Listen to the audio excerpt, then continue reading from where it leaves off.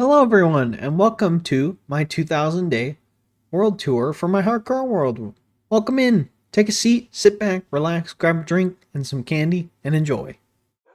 We are standing at the exact spot that I was spawned in almost a whole year ago in this world.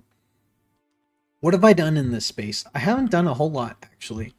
Right when we spawned on, we literally went right into this house, which as you can see, it's kind of destroyed, but it was a full village house, and I immediately took place in it and started to make some furnaces and chests, and now it's just used for storage of items that I don't really want to keep stored right at like my main area that I'm using. Soon after, I'm talking about like the same day, I built my first iron farm. This iron farm is a personal design designed by me using basic mechanics that most iron farms do. I built one branch of this, just that side right there. I then, after getting a little bit of iron and collecting wood and cobblestone, expanded the iron farm to be these four iron farms separate from each other. And it produced plenty of iron for me. But I still wanted more, so I produced another four. And it's been more than I need. Honestly, I could probably turn it off and I'll never use the iron that I have built up now. After building the first layer of the iron farm, I decided that in order to really start my season off right, I needed to slay the dragon. So, by day 30, I killed the dragon. And I wasn't much interested in speedrunning it, so I just did it at a normal pace, building an iron farm and then killing the dragon. Once I killed the dragon, I got my elytra so we could fly. After killing the dragon, I knew what I had to do. I needed to villager trade and really get my base going. So what I did was I started off with these really basic carrot and potato auto farms. And they have produced, as you can see. And I occasionally come in and ransack them and use them to trade because each villager has the trade that I desire. In our quest for getting diamond armor, I put all the villagers down here, and we eventually got our first set of diamond armor and diamond tools.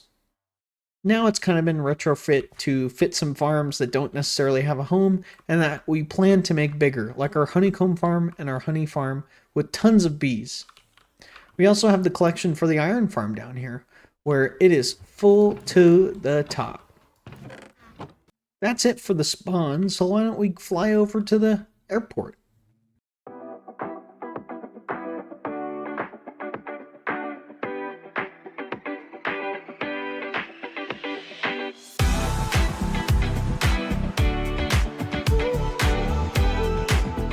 We are standing inside my storage system that has got me through 2,000 days of hardcore, which is just absolutely insane. I plan on expanding this in our next episode of the hardcore series, so if you find that interesting, stay tuned and subscribe. What we are looking at is my airport. In case many of you don't know, I am a real life pilot, and I pride myself on making this airport as realistic as possible. This airport is what my entire world is centralized based on. This is my main base that's for me. Everything else is supposed to be for viewers. Inside the airport, we have some builds that are dedicated to our viewers. Like, this is Pax Helicopter. This is Lady Yoda's biplane with her doggy. All of these planes are dedicated to viewers that redeemed Become a Pilot. Becoming a pilot allows you to get your first airplane and allows you to immortalize yourself in my hardcore world. This main hangar right here will be the center of my world. The airport is the location, but the hangar is where everything will be. Inside the hangar we have a few things. Inside this oxidizing container is my first farm that's centralized to the base. It is my concrete converter. In case you don't know, I do not dupe TNT in this hardcore world, and if you do, it's all up to you. That's why I'm wearing the turtle helmet. Turtle helmet gang. So we have a manual converter right here and an automatic one that uses TNT that we hand collect and craft. We do not dupe. The main hangar has this big airplane. This is a DC-3, I believe, and I love the way it came out. It just fits perfectly in this hangar. Over in the corner, we have the truck that I drive to work, let's say. In this little tiny container here, we have my first farm that I ever made. It's our sheep farm. where I get all different colors of wool, and they are all toggleable and can be turned off.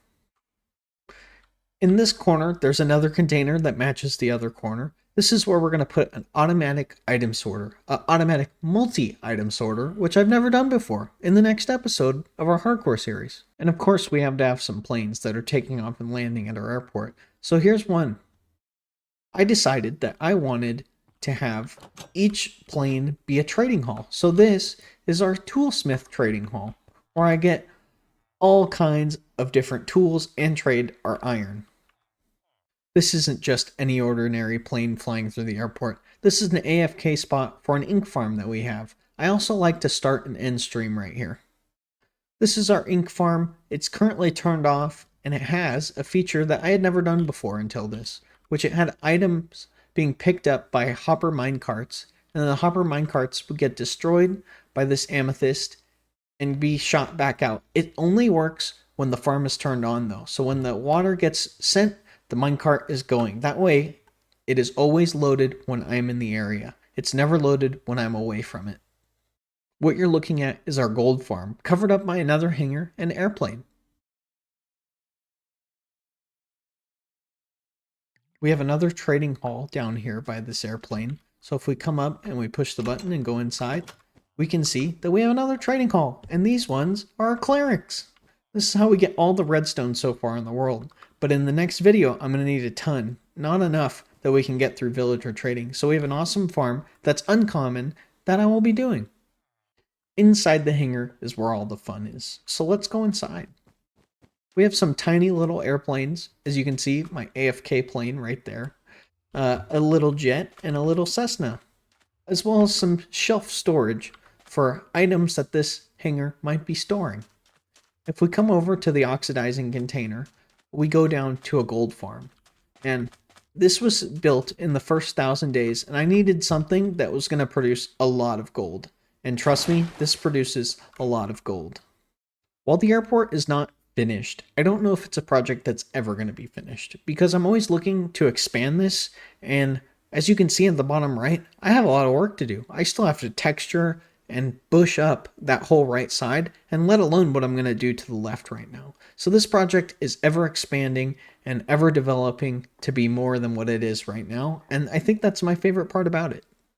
Going into the nether, right outside of my portal to the airport, you can see I have another airplane that is just like our AFK airplane. This was meant to signify that this is the airport, as many things in the nether have their own little portal and design that fits them.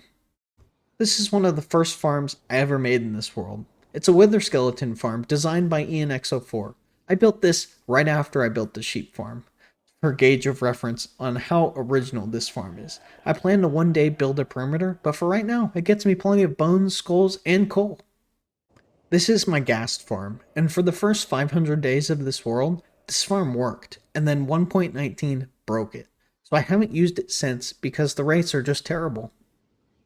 This is my hoglin farm. It's a very simple design. I use this farm every day to get my food for the day. Right here is my piglin bartering farm. I love this farm, and I have even added shulker packers to pack the items for me instead of in a chest because I use this farm so much for gravel, and I really don't want to lose any of the blackstone. I'm not as key on the spectral arrows and other stuff that you get because I have other farms that get those. Other than the quartz. The quartz is very important as well. Through this portal is one of my favorite builds that I've made so far in this world. This is for Shellbell. Shellbell, thank you so much for redeeming this. I can't wait to show off your build.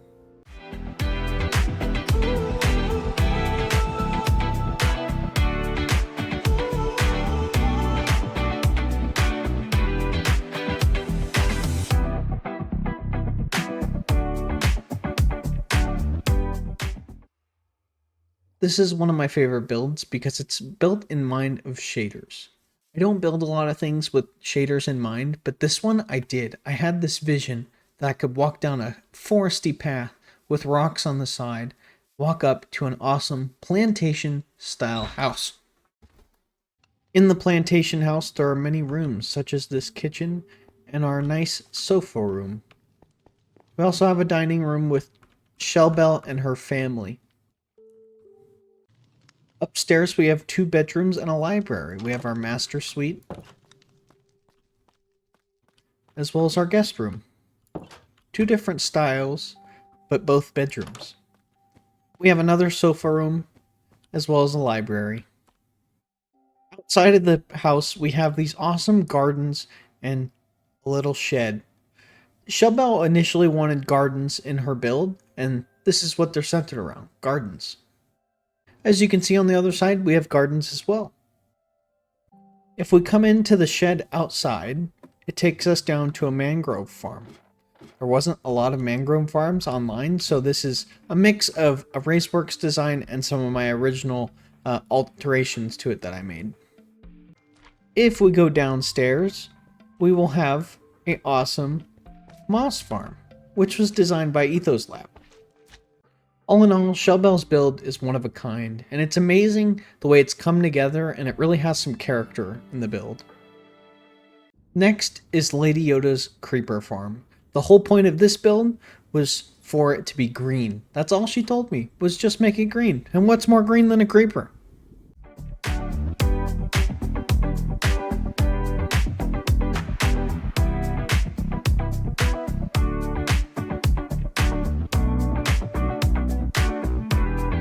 As we come in through the portal, we have a little cheeky hidden portal behind the paintings. We come to Lady Yoda's throne. She is the queen of green. If we make our way down the hallway a little bit, we come to the actual creeper killing spot where they died at NTT cramming because I don't have anything to make it stop. But when I want to use it, I use that as a looting farm. And I kill each and every one of them. If we come out this way, let's hop into a free cam. We can see the massive creeper that houses this farm. And the creeper, it's not on the ground, no. It's on a floating island. Actually, absolutely love how this build came out. And it's something I've never done before. I've never built an island before. I've never even built this creeper farm before. So it was very fun. Let me show you guys the design of the creeper farm. It's built by a guy named Appfielder. And this farm is just amazing. Let's turn on gamma so you guys can see.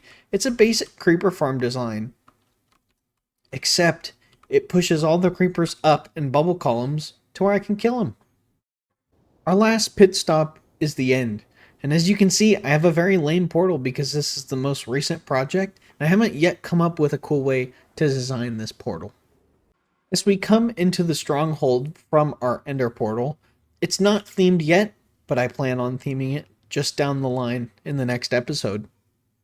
In the end, we spawn on a platform, and just below the platform is my second mob switch inside the end.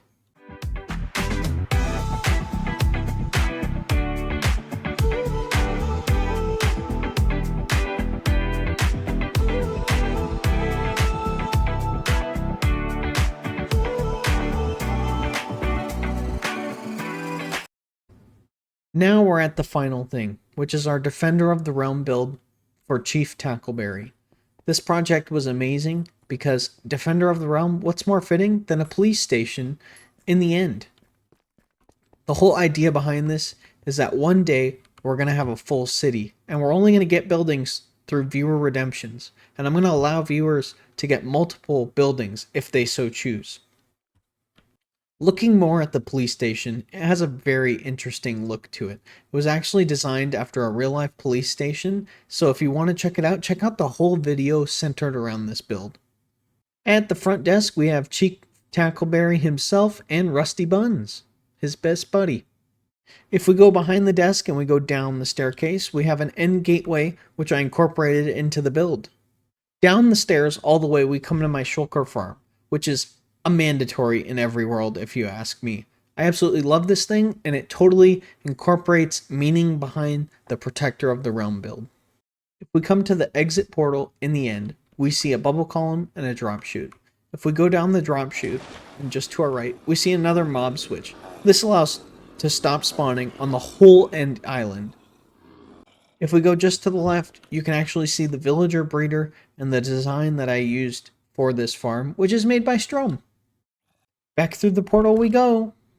That's all I've done in my 2,000 days of hardcore But it's been so much fun, and I can't wait for another 1,000 and 10,000 more days because there's so many more projects that we can do, such as our storage system coming up in the near future. If you want to see that, make sure you subscribe and like the video for more. Thank you so much for watching. Goodbye.